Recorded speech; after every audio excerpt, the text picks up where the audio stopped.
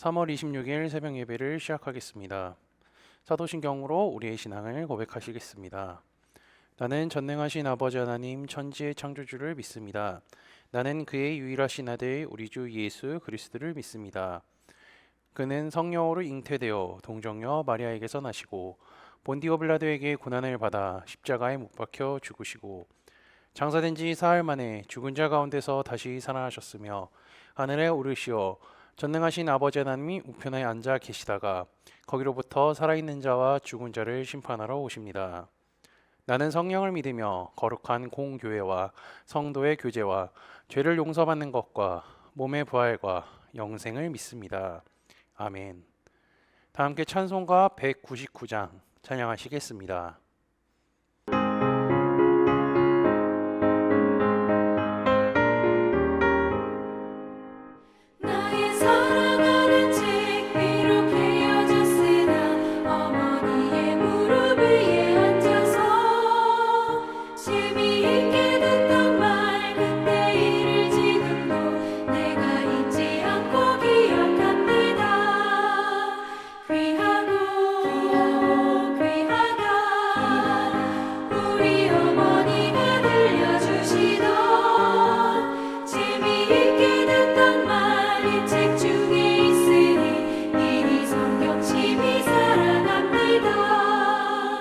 옛날 용맹스럽던 다니엘의 경험과 유대 임금 다윗 왕의 역사와 주의 선지 엘리야 바람 타고 하늘에 올라가던 일을 기억합니다. 귀하다 우리 어머니가 들려주시던 재미있게 듣던 말 책 중에 있으니 이 성경심이 살아납니다. 예수 세상 계실 때 많은 고난 당하고 십자가에 달려 죽임 당하니 어머니가 읽으며 눈물 많이 흘린 것 지금까지 내가 기억합니다. 귀하다 우리 어머니가 들려주시던 재미있게 듣던 말 이 책 중에 있으니 이 성경심이 살아납니다.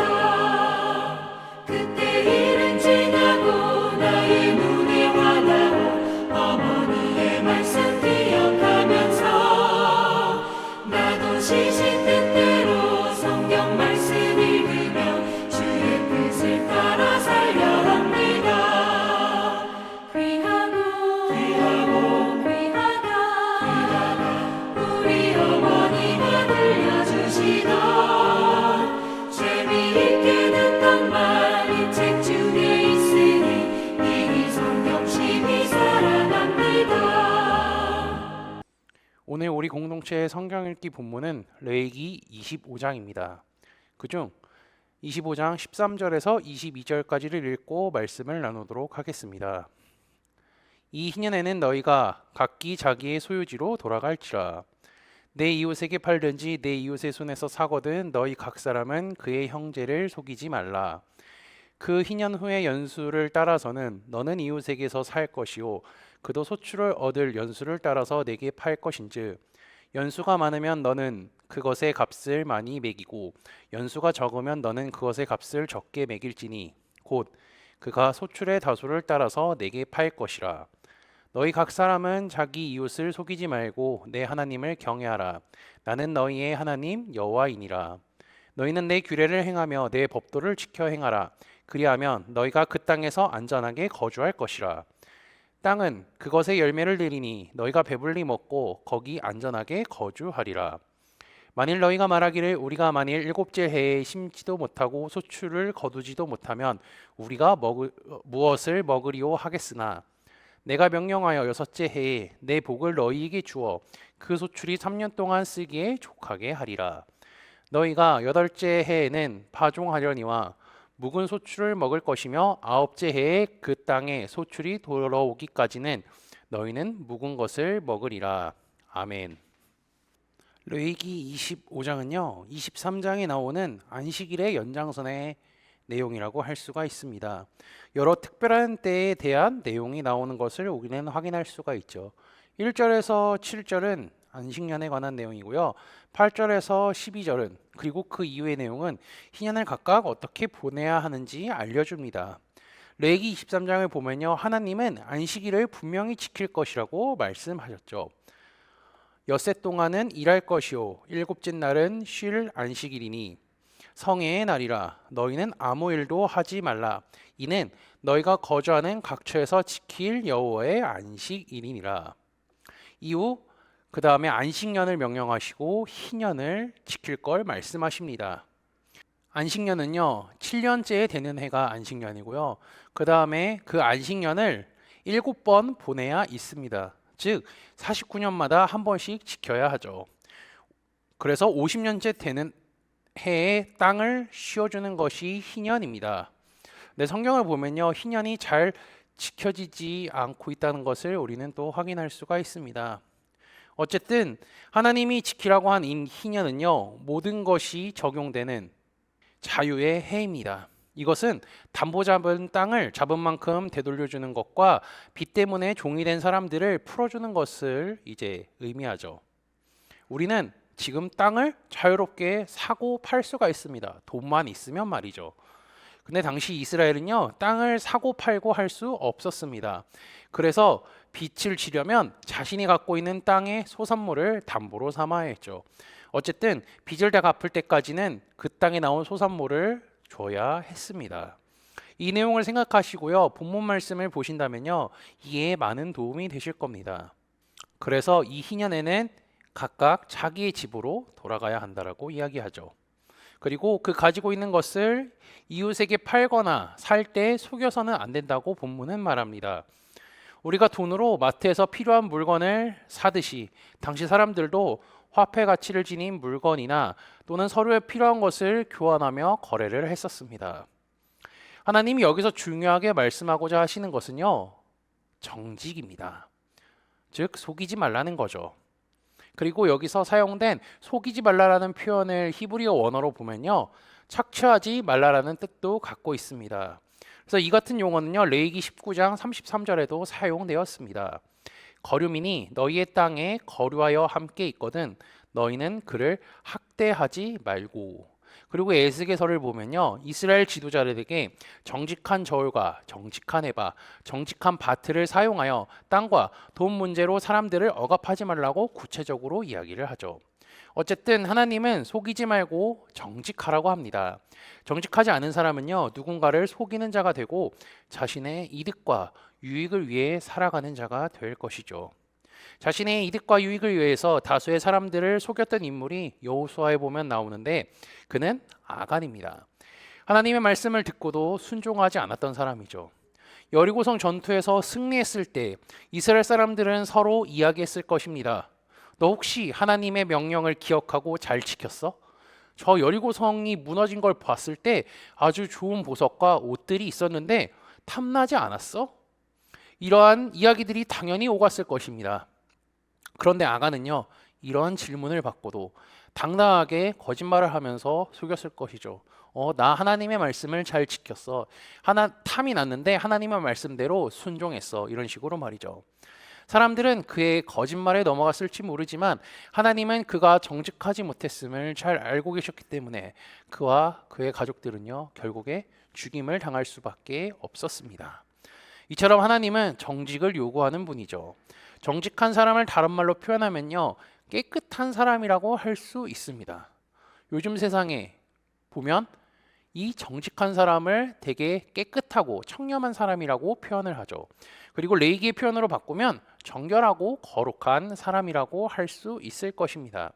그래서 하나님은 17절에 이렇게 말씀하시죠. 너희 각 사람은 이웃을 속이지 말고 내 하나님을 경외하라. 나는 너희의 하나님 여호와이니라. 이것을 조금 무섭게 이야기하면요, 내 하나님이 무서운 줄 알아.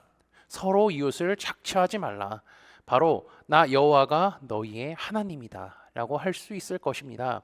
하나님은 서로 속이지 말 것을 이야기하시고, 그리고 속이는 자가 되지 말고 하나님을 경외하는 자가 되라고 이야기하죠. 그리고 18절에 이어서 이 말씀을 지키면 어떻게 되는지 잘 알려주고 계십니다. 너희가 그 땅에서 안전하게 거주할 것이라. 이건요, 가나안 땅에서 일어날 일입니다. 이스라엘은 하나님께 들은 말씀을 가나안 땅에서 잘 지키며 살아야 하죠. 그곳은 하나님이 주시겠다고 말씀하신 땅이며 이스라엘이 앞으로 살아갈 곳이기 때문입니다. 하나님이 정해준 법을 지키며 정해준 땅 안에서 살아간다면요, 하나님은 그들을 지키시고 보호하실 뿐 아니라 모든 필요를 채워주실 것입니다. 그리고 그 땅에 들어가 하나님의 말씀대로 살아가다 보면 안식년이 다가올 때에 걱정할 수 있는 부분이 있을 것입니다. 가나안 땅에 들어가서 7년째가 다가오면 하나님의 말씀이 생각나면서 내년에 이 땅을 쉬게 해야 하는데 어떻게 하지? 이런 고민과 생각이 들 수 있습니다. 인간이라면 자연스럽게 들 수 있죠. 하나님이 말씀하셨음에도 불구하고 이런 생각과 걱정을 하는 것이 인간입니다. 하나님은 그런 인간, 사람의 생각을 아시고요, 이 같은 대답을 주십니다. 내가 명령하여 6째 해에 내 복을 너희에게 주어 그 소출이 3년 동안 쓰기에 족하게 하리라. 이처럼 하나님은요, 필요한 것을 채워주시겠다고 하시는 겁니다. 이스라엘 백성들은요, 하나님의 말씀대로 정직하게 살아야 합니다. 거짓말을 하고 싶은 유혹이 찾아올 수 있지만 하나님은 이스라엘 백성들이 정직하게 그 말씀에 순종하며 살아간다면요, 가나안 땅에서 안전하게 거주하게 될 것이며 필요한 모든 것을 채워주신다고 하셨습니다. 이스라엘 백성들이 안식년에 대한 고민을 하게 될 것, 하나님이 알고 계셨다는 게 참 신기합니다. 왜냐하면요, 가나안 땅에 들어가서 살게 될 사람들은 어떠한 사람들이죠? 광야 생활을 제대로 경험하지 못했던 출애굽 2세대의 사람들입니다. 출애굽 1세대들은요, 눈을 뜨면 만나로 채워주셨던 하나님을 경험했습니다. 하지만 출애굽 2세대들은 이것을 경험하지 못했죠. 그렇게 이들은 가나안 땅에서 자연스럽게 안식년이 다가옴에 따라 그 해에 어떻게 살아가야 할지 고민하는 것이 자연스러웠을 겁니다. 하나님은 그것을 미리 아시고 이렇게 레위기서를 통하여서 명쾌한 해답을 주시죠. 하나님의 백성 이스라엘은 정직하게 살아가며 그분의 말씀에 순종하며 살아가야 합니다. 그러면 하나님께서 모든 필요를 채워주실 것이죠.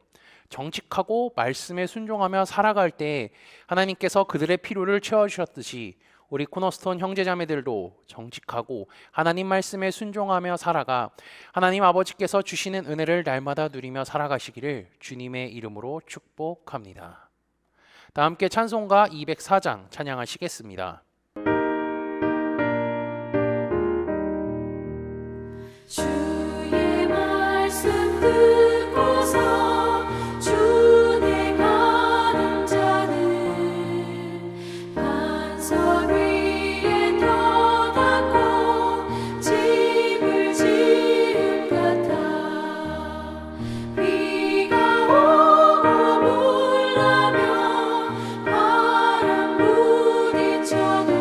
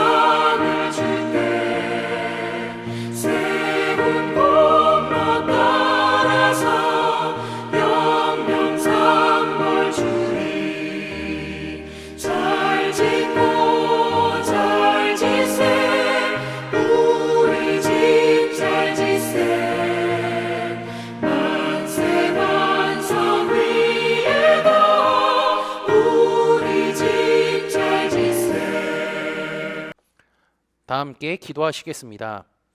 전능하신 아버지 하나님, 새 하루를 허락하시고 주님께 찬양과 경배로 하루를 시작하게 하심에 감사합니다. 추악하고 더러운 세상 속에서 살아가는 것이 쉽지 않지만 주님의 말씀이 내 삶의 등불이 되심을 믿으니 그 말씀을 굳게 붙잡아 살아가는 우리가 되게 인도하여 주옵소서. 오늘 말씀을 통하여 거룩하신 하나님께서 이스라엘 백성들에게 정직하고 말씀에 순종하라고 가르쳐 주셨음을 기억합니다. 그분의 말씀을 따라 살아가는 자들에겐 부족함 없는 은혜를 주신다 약속하셨으니 우리도 주의 말씀을 따르며 살아가 날마다 아버지께서 주신 은혜로 충만한 삶을 살아가도록 인도하여 주옵소서. 지난주 말씀을 기억하며 기도합니다. 부르심을 받은 자들은 하나님께서 한 가족이라 해주셨음을 말씀을 통해 깨닫게 하시니 감사합니다. 예수님께서는 하나님의 말씀을 듣고 행하는 자들을 형제자매라고 말씀하셨고 그 가족이 된 자들은 서로를 위하여 기도하고 사랑하라고 말씀하셨던 것을 기억하게 하시고 우리 코너스톤 공동체가 서로를 위하여 사랑하고 기도하는 공동체가 되게 하시며 오직 여호와 하나님만 섬기는 공동체가 되도록 하옵소서. 예수 그리스도의 이름으로 기도합니다. 아멘. 이 시간 합심으로 기도할 제목들을 나눕니다. 먼저 나의 가족의 구원과 흔들리지 않는 믿음을 위해 기도하시고요. 자신의 믿음과 성령 충만함과 능력 있는 삶, 경건한 삶을 살아가도록 기도하시기 바랍니다. 그리고 교회를 이끌어 하시는 사랑하는 담임 목사님과 사역자들을 위해 기도해 주시기 바라며 목요일에 진행되는 목회자 세미나를 위하여서 소그룹 원들을 위해 환우의 건강과 회복을 위해 각자 가지고 계신 기도의 제목들을 놓고 기도하시기를 바라며 오늘도 주 안에서 승리하십시오.